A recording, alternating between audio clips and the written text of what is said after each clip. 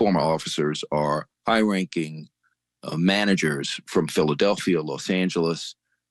We also have maybe one of the best internal affairs subject matter experts attached to our team.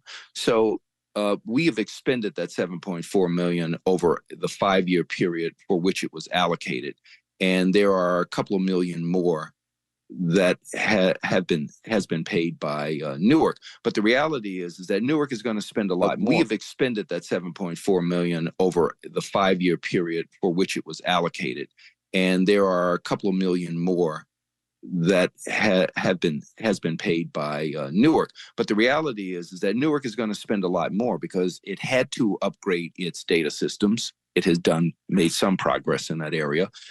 Newark also had to upgrade its technology. Body-worn cameras have a cost associated with them. In-car cameras have a cost associated with them.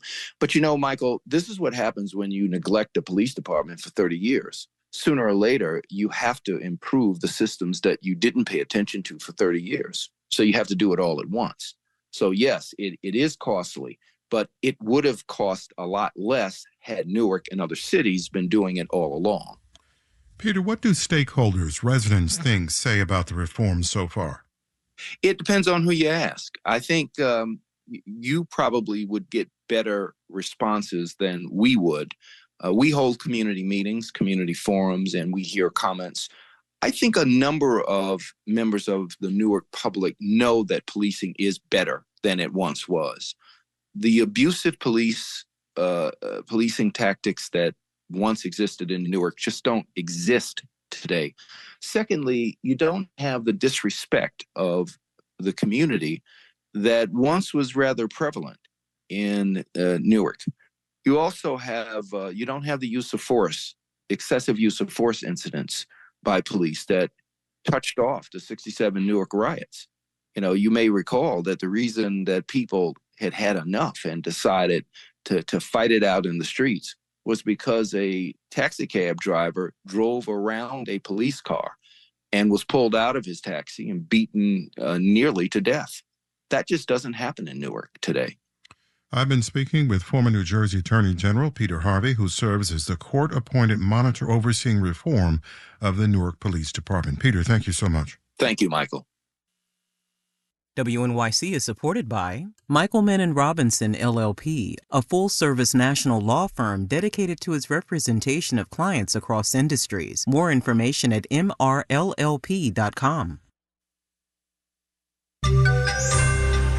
Some effects of that computer mess on Friday are still with us. Marketplace Morning Report is supported by Progressive Insurance. Customers can simplify their insurance needs and protect what's important by bundling home and auto. Learn more about bundling at progressive.com. And by UKG. UKG is a partner that delivers HR, pay, time, and culture solutions designed to help build a great workplace for everyone.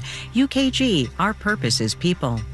I'm David Brancaccio in New York. President Biden's decision to end his re-election bid means there's now 6 months left before a new president comes in.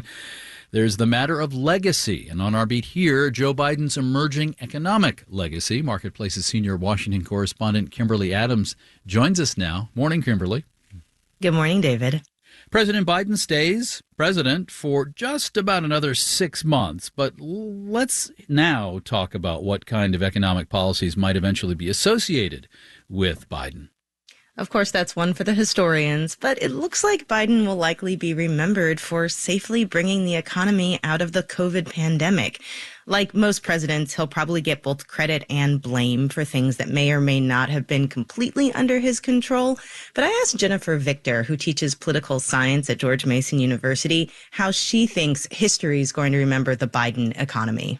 I suspect historians are going to be very kind to Joe Biden. Most of his policy legacy is on the domestic politics front, dealing with COVID, the economic calamities that COVID produced, and other things that happened in terms of investing in green energies. Some of the big wins include the American Rescue Plan early in his administration, the Inflation Reduction Act, which was a big win for him on climate policy, and then, of course, finally getting an infrastructure law passed. Yet, the state of the U.S. economy has hurt Biden with many voters. Right. Ironically, despite the fact that we avoided the post-COVID recession that a lot of people predicted, Biden is still struggling with the economy. It's been a weak point for his entire campaign. Of course, the big reason for that has been inflation, which the White House blamed on supply chains and corporate greed, but many Americans and, of course, Republicans blamed on the administration.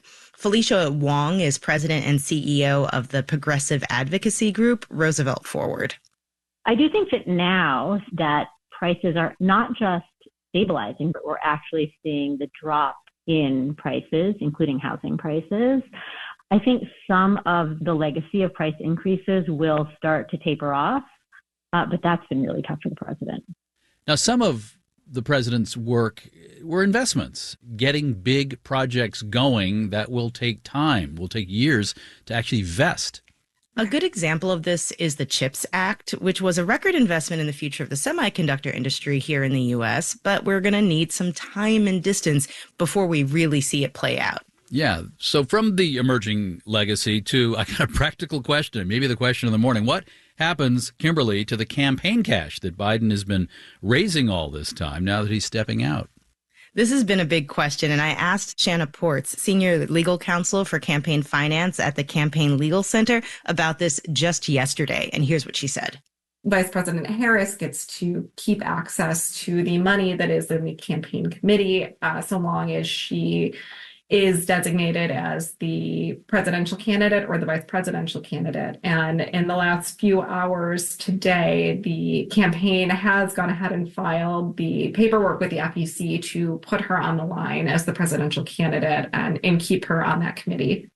Now, Ports says if Harris is not the eventual Democratic nominee, there's also a way for the formerly Biden campaign to give cash to the party as well as some super PACs and then route the money back to other candidates that way, but it's a bit more complicated. All right, but a lot of campaign ads are going to have to be recrafted, whoever is the nominee. Marketplace's senior Washington correspondent Kimberly Adams, thank you. Thank you, David. A market story, we're tracking the smaller, lesser-known companies that are having their moment on the stock market as the big tech names droop.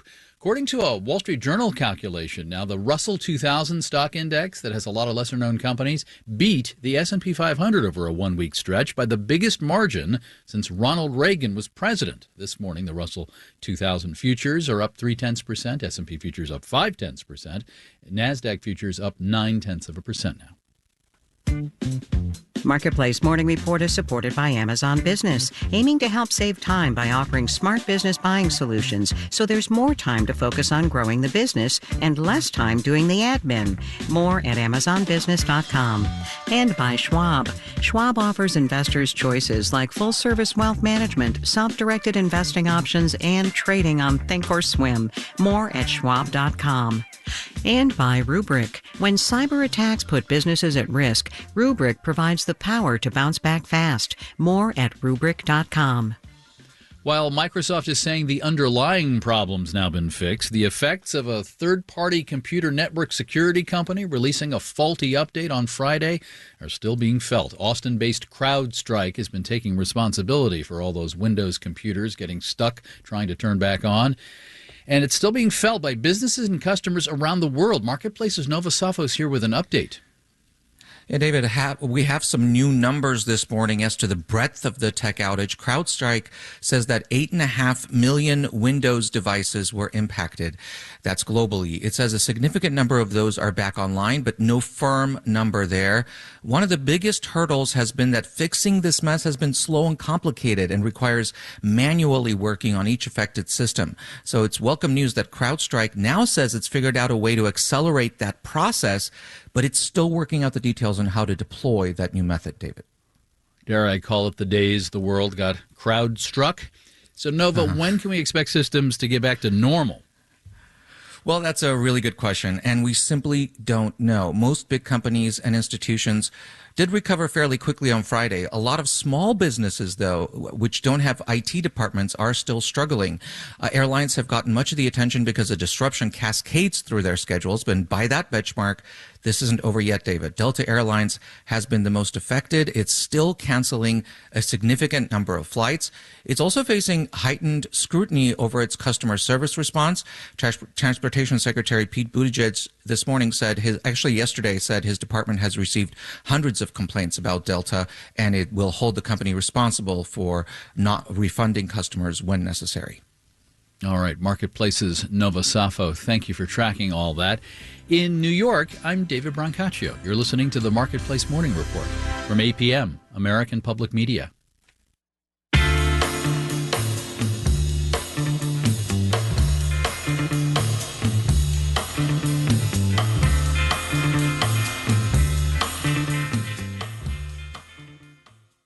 WNYC supporters include the Met, closing July 28th. A new exhibition on the Harlem Renaissance explores how African American artists shaped modern art. Museum admission